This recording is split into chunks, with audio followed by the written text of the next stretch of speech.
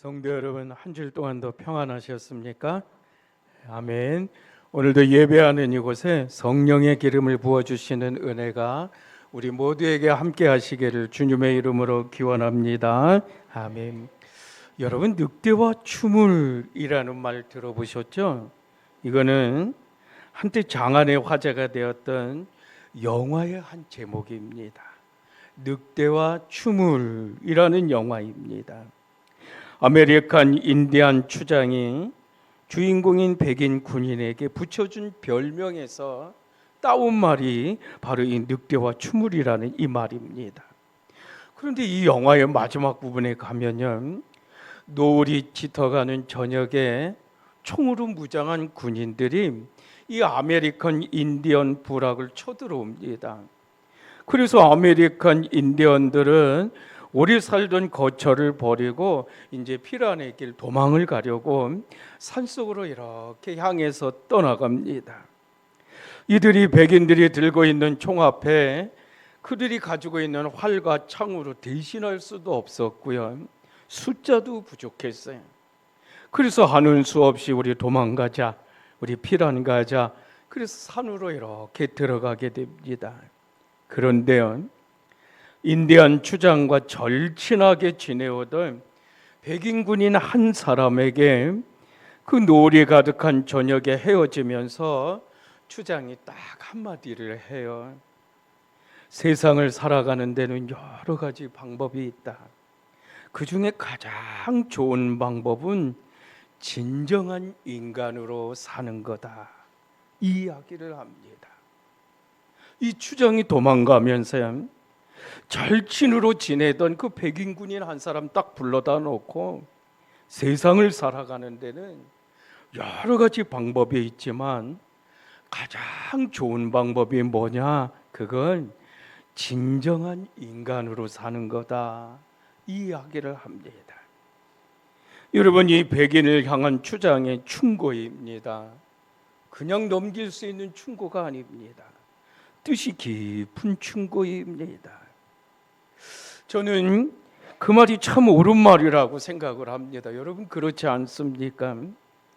세상을 살아가는데 가장 좋은 방법은 부자로 사는 것만이 아니다. 또 편하게 사는 것만이 아니다. 문명만도 아니다. 지식만도 아니다. 권력만도 아니다. 그리고 자식들만도 아니다. 그건 뭐냐? 사람답게 사는 거다. 진정한 인간으로 사는 것이 세상을 살아가는데 가장 좋은 방법이다. 귀중한 방법이라는 거예요. 여러분, 저와 여러분, 저를 비롯한 우리 모두가 그렇게 살고 있느냐라는 거예요. 저는 가끔 집에서 교회 올 때 버스를 타고 올 때가 있어요. 시내버스 2번을 타고 옵니다. 며칠 전에도 집에서 교회를 오는데 2번 시내버스를 탔어요. 그날은 덕풍동 시장이 열리는 날입니다. 그러니까 2번 버스 안에 사람들이 꽉 찼습니다. 내릴 때가 되어서 고민입니다. 수리골 정류장을 지나서 덕풍이동 행정복지 정류장 앞에서 내려야 우리 교회를 걸어 올라오는데 참 좋은 곳인데 그날 사람들이 많으니까 아예 그냥 한 정거장 더 가서 시장 앞에서 같이 내려버릴까, 아니면 그냥 이 사람들 해집고서 내릴까, 저 혼자 고민입니다. 그런데 그때 뒤에서 아주머니 한 분이 아저씨 안 내리세요 하고 막 큰 소리로 소리를 칩니다. 저한테 하는 것 같아요. 버스에서 길 좀 비켜주라고, 안 내릴 것 같으면 길 좀 비켜주라고. 그래도 다행입니다. 저보고 할아버지 부르지 않고 아저씨라고 불러서 얼마나 다행이니. 그래서 엉겹길에 저도 그 아주머니를 따라서 거기서 같이 내렸습니다. 그런데요, 방금 전에 들었던 그 소리가 버스에서 내려서 교회로 걸어오는데 계속 들리는 것 같아요. 주유소를 지나고 또 이제 우리 서해 아파트 옆에 이렇게 터널 안으로 걸어와야 되지 않습니까? 그걸 걸어오는데도 자꾸 들리는 것 같아요. 아저씨, 아저씨 이렇게 부르는 소리. 여러분, 날마다 오랜 시간 동안 저는 목사님이라고 부르는 소리만 듣다가 이 아저씨라는 소리를 들으니까 생소하구나 싶었나 봅니다. 그 소리가 계속 들리는 거예요. 교회 안에 와서 앉아 있는데도 아저씨, 아저씨라고 부르는 소리가 들립니다. 그런데 여러분, 그 아저씨라는 소리가 오늘 설교를 생각나게 했습니다. 여러분 보세요. 히브리서 11장에 보면 여러 믿음의 사람들, 믿음의 선진들이 나옵니다. 아브라함을 비롯해서 많이 나옵니다. 그런데 그 사람들의 고백 가운데 그들이 뭐라고 하느냐? 그들은 기도를 쉬지 않았다. 이런 고백이 있습니다. 여러분, 또 창세기 22장에 보면 하나님이 아브라함에게 이제 내가 사랑하는 외아들 이삭을 제물로 바치라고 이렇게 하십니다. 하나님은 제사로 쓸 순양을 미리 준비해 놓고 계셨다고요. 이 아브라함이 그동안 아들 이삭을 놓고 우상 숭배하다시피 하니까 하나님이 그걸 정리하시기 위해서 아브라함을 시험하신 거예요. 그러므로 아브라함이 뭐라고 말합니까? 그때 그 사건을 통해서 여호와 이레다, 하나님께서 우리에게 필요한 것을 미리 준비해 주신다, 공급해 주신다. 그러므로 공급하시는 하나님이다. 이런 고백을 아브라함이 예배하면서 고백합니다. 여러분, 공급하시는 하나님으로서 우리의 필요를 다 채워주시지만 그럼에도 불구하고 예수님은 우리에게 기도해야 된다, 기도하라, 잠들지 말고 깨어서 기도해야 된다, 기도하라고 이렇게 하십니다. 그건요, 기도를 안 하면 하나님이 안 주셔서가 아닙니다. 이 기도를 함으로써 하나님이 나에게 공급하시는 그 사랑의 하나님, 사랑의 아버지이신 것을 깨닫게 하시는 이 은혜입니다. 성도 여러분, 우리 신앙생활에서 가장 중요한 것이 무엇이겠습니까? 두 가지예요. 하나는 하나님을 사랑하는 것, 두 번째는 이웃을 사랑하는 거예요. 그러므로 먼저는 하나님을 사랑하는 겁니다. 그래서 하나님을 사랑하는 관계를 더욱 세워갈 수 있도록 그렇게 하시는 거예요. 그래서 예수님은 우리가 신앙생활을 이렇게 쭉 해가면서 기도하면서 응답받고 또 기도할 때 응답받는 삶으로 계속 살기를 원하시는 거예요. 여러분, 뷔페 음식 좋아하시죠? 저도 좋아합니다. 우리가 뷔페에 가서 엄청나게 많은 식사를 할 때가 있습니다. 특히 남이 사주는 거라면 대충 먹기도 하는데, 근데 내 돈 내고 먹는 뷔페라면 저는 엄청 먹습니다. 자기가 돈을 내지 않고 얻어먹는 뷔페에서는 조금 적게 먹어도 서운함이 좀 덜한 것 같아요. 그런데 내 돈 내고 자기 돈 내고 먹는 뷔페는 엄청나게 먹어요. 왜요? 많이 안 먹으면 뭐다? 손해다. 맞습니다. 그렇게 느끼기 때문에. 여러분들은 안 그러십니까? 그런데 여러분, 아무리 엄청나게 배가 터질 정도로 먹었다고 해도 할지언정 한 달 정도 안 먹고 되겠다 하는 사람이 누가 있을까요? 나는 뷔페에서 내 돈 내고 엄청나게 먹었으니까 나는 이제 앞으로 일주일 동안, 한 달 동안 안 먹어도 된다, 이런 사람 있을까요? 아니요. 다음 날이면 또 먹습니다. 계속 먹습니다. 기도도요, 기도의 응답도 똑같은 거예요. 우리가 한번 기도해서 응답받았다고 이 정도면 충분하다, 그러니 나는 이제 기도 쉬어도 된다 라고 하는 것, 그건 없다라는 거예요. 그러므로 우리는 지속적으로 기도하는 거예요. 그걸 말씀하시는 거예요. 우리가 기도하고 하나님이 응답해 주시고, 기도하고 또 응답하고, 이렇게 하는 것이 오늘 내 삶이 되어야 된다, 우리 삶이 되어야 된다. 할렐루야. 여러분, 특히 우리에게 기도하라고 하시는 이유는 기도를 통해서 우리에게 정말 필요한 것이 뭐냐, 그걸 깨닫게 되는 거예요. 여러분, 우리가 기도할 때 처음에는 잘 모를 때도 있습니다. 그런데 기도를 정말 하다 보면요, 기도하면서 뭔가 하나님이 알려주시는 것이 있습니다. 알려주시는 때도 있습니다. 그럴 때가 많습니다. 기도하다가 하나님이 알려주시는 것을 깨닫고서 다른 길로 이렇게 바꾸는 경우, 그것도 많지 않습니까? 그래서 기도를 통해서 내가 무엇을 먹느냐, 내가 얻느냐, 또 못 얻느냐, 이런 것보다 기도를 통해서 내가 어떤 사람이냐, 어떤 사람이 되느냐, 이게 더 중요한 거예요. 여러분, 기도를 통해서 내가 얻느냐 못 얻느냐는 그 다음 문제입니다.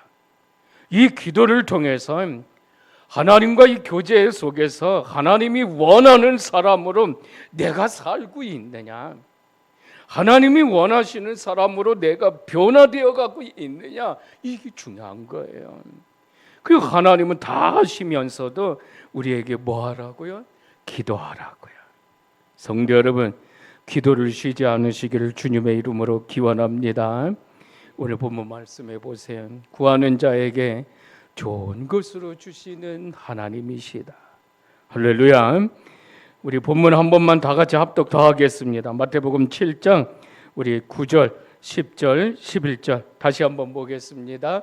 9절 다 같이 합독합니다. 시작. 너희 중에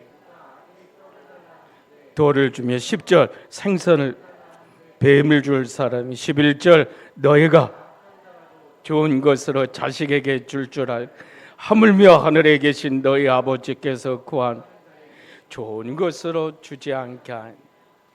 예수님은 기도응답의 확실성을 말씀하시면서 아버지와 아들의 비유를 가지고 이렇게 말씀하십니다. 그 기도의 본질, 그 본질을 보여주는 거예요.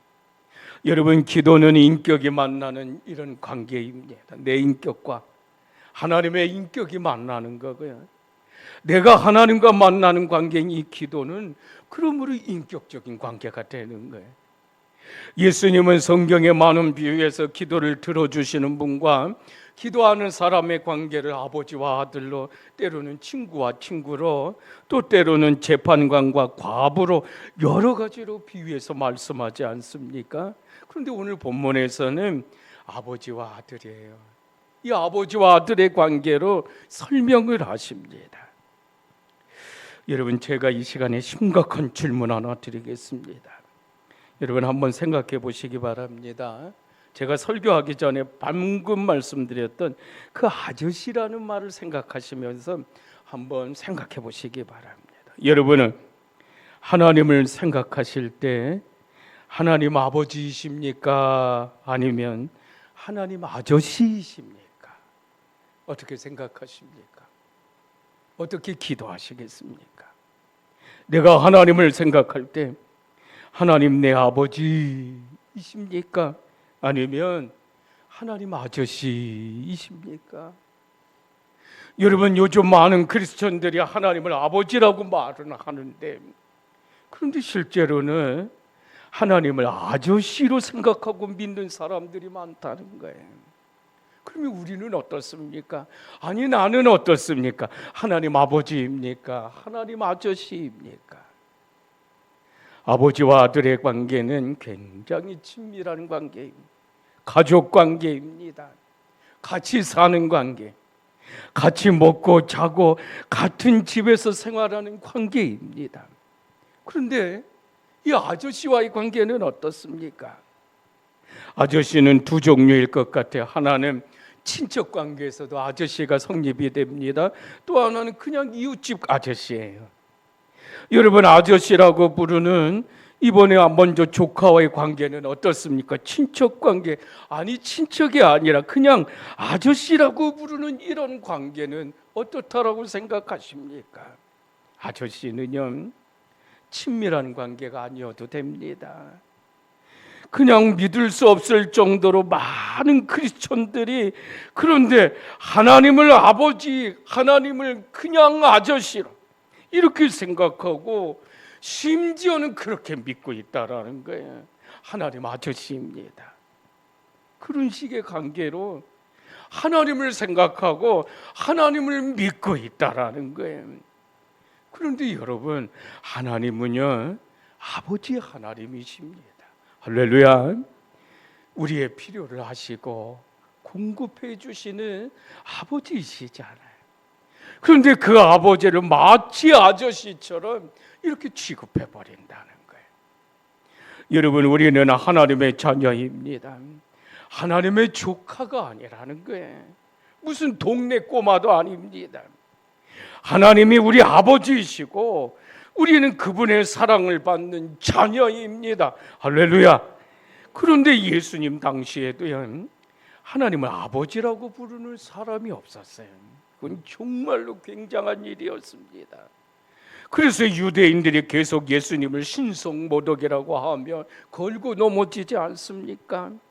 그러나 예수님에게는 정말로 하나님이 아버지이신데, 정말 예수님은 하나님 아버지이신데 아버지를 아버지라고 불러야지 어떻게 아버지를 아저씨라고 부르겠냐는 거예요.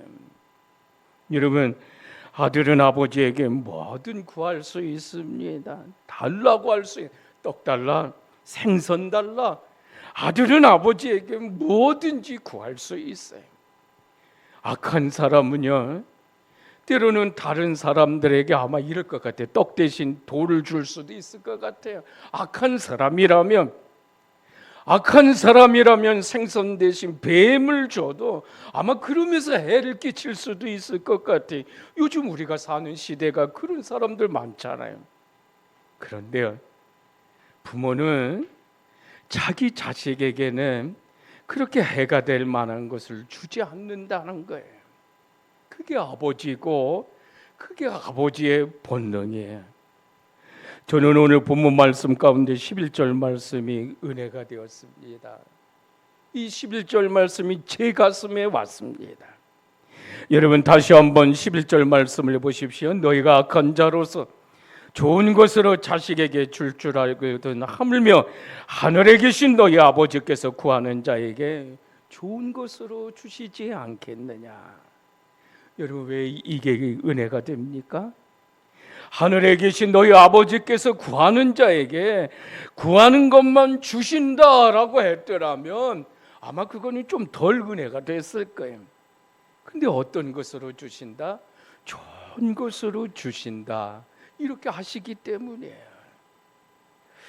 저는 오늘 본문 말씀을 묵상하면서 탕자 이야기가 생각이 났어요. 여러분, 우리 다 잘 알잖아요. 누가복음 15장에 나오는 그곳에 보면 탕자가 등장을 합니다.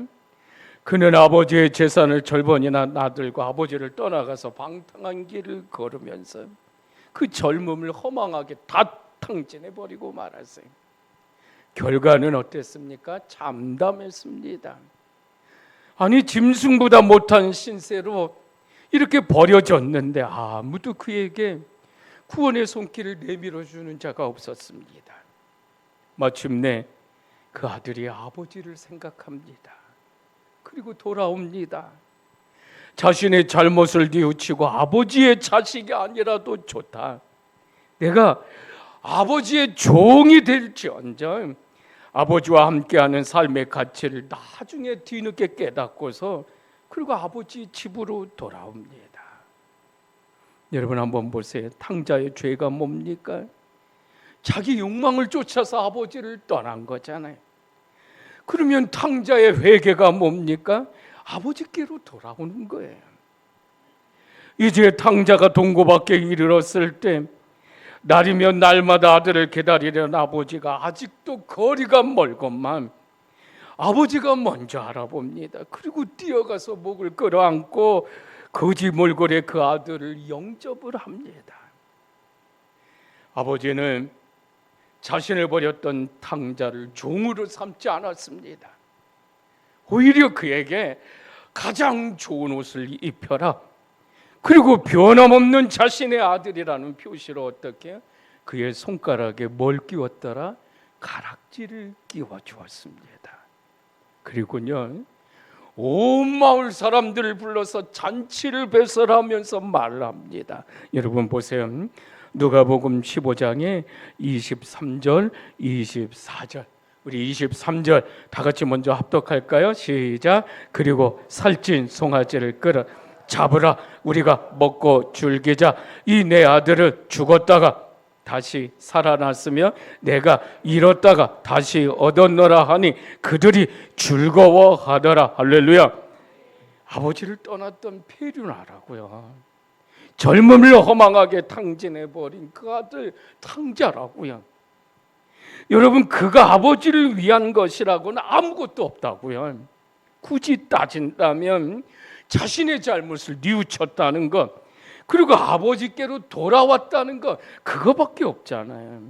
그런데 여러분, 바로 그 돌아오면, 그 아버지한테 돌아오는 그 돌아옴이 아버지와 관계를 회복시켰다는 거예요.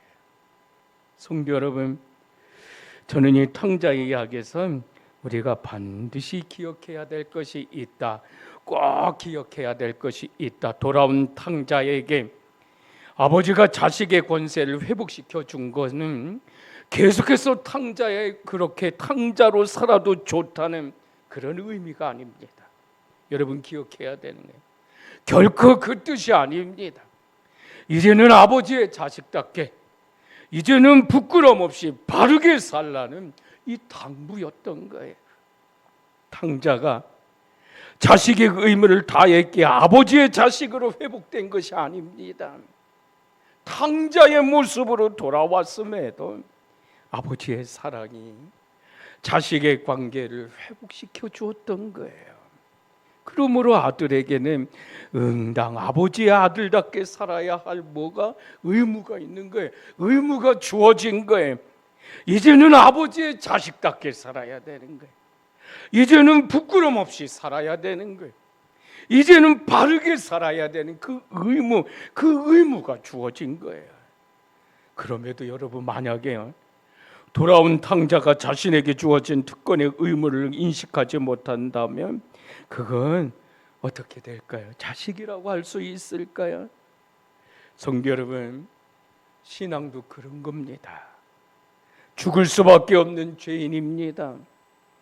절망과 혼돈 그리고 어둠 속에서 방황하던 인간이 하나님의 자녀가 된다는 건 이거는 권세입니다. 엄청난 권세입니다. 그러므로 여러분, 이미 하나님의 자녀가 된 우리는 이제 하나님께로부터 부여받은 이 권세에 대한 뭘 다해야 되느냐? 의무인 거예요. 의무를 다해야 되는 거예요. 그렇지 않으면 탕자와 같은 똑같은 신앙인이 되는 거예요. 여러분, 권세가 뭡니까? 권세는 특권이에요. 이 특권이라는 의미가 있습니다. 문자 그대로 특별한 권리입니다.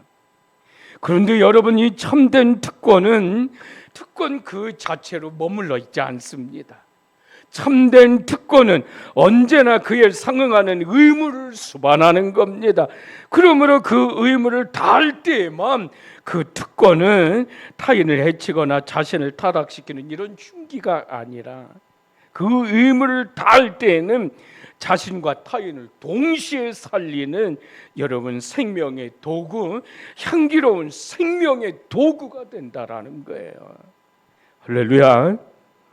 성도 여러분, 죄와 죽음의 자식이었던 우리가 하나님을 향하여 돌아설 때 하나님께서 우리의 추한 죄를 용서하시고 하나님의 자녀되는, 하나님의 친자되는 특권을 부여해 주시는 거는 우리가 계속 우리의 욕망을 쫓아서 우리의 마음대로 살아도 된다, 아니요, 그렇게 내버려 두시기 위함이다, 아닙니다. 이제부터는 하나님께로 난 하나님의 자녀답게 살아야 된다. 바른 신앙인의 삶의 의무다. 그 의무를 다하게 하시기 위함입니다. 여러분, 믿으십니까? 그러므로 여러분, 우리가 먼저 하나님께 대한 의무를 다했기에 하나님의 자녀가 된 것이 아니라고요. 여전히 죄인이었음에도 하나님께서 친자되는 특권을 먼저 주셨으므로 우리는 그 특권에 대한 의무입니다. 그 의무를 다하지 않을 수가 없는 것입니다. 그러므로 여러분, 하나님의 자녀답게 살아가는 그 은혜입니다. 인디안 추장은 그 백인 병사 한 사람을 딱 불러놓고 사람에게 가장 잘 살 수 있는 방법이 뭐냐? 돈이 많아서만도 아니다. 권력도 아니다. 지식만도 아니다. 세상의 자료만도 아니다. 사람이 사람으로 살 때 가장 좋은 거다.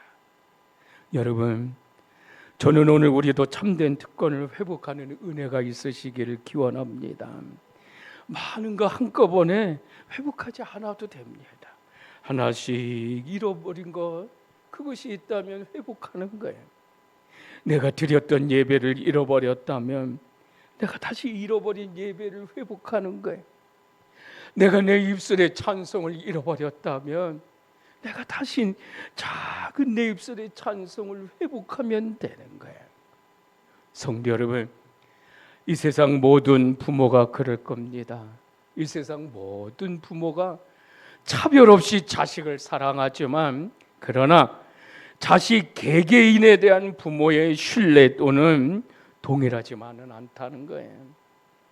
자식의 의미에 충실한 자식을 부모는 더 신뢰할 수 있다라는 거예요. 사랑하는 성도 여러분, 하나님께서는 당신을 향해 돌아서는 모든 자들의 아버지가 되어주시지만, 이거는 변함없는 진실이지만, 아니 변할 수 없는 사실이지만, 그런데 그들 가운데도요, 하나님 당신의 나라를 맡기시는 자가 있다라는 거예요. 그러므로 여러분, 특권이에요. 우리 그 특권 그 자체로 머물러 있으시겠습니까? 이제는 그 특권, 참된 특권 그 자체로 머물러 있지 않으시기를 오늘 주님의 이름으로 기원합니다. 주님의 이름으로 축원합니다. 축원합니다. 아멘.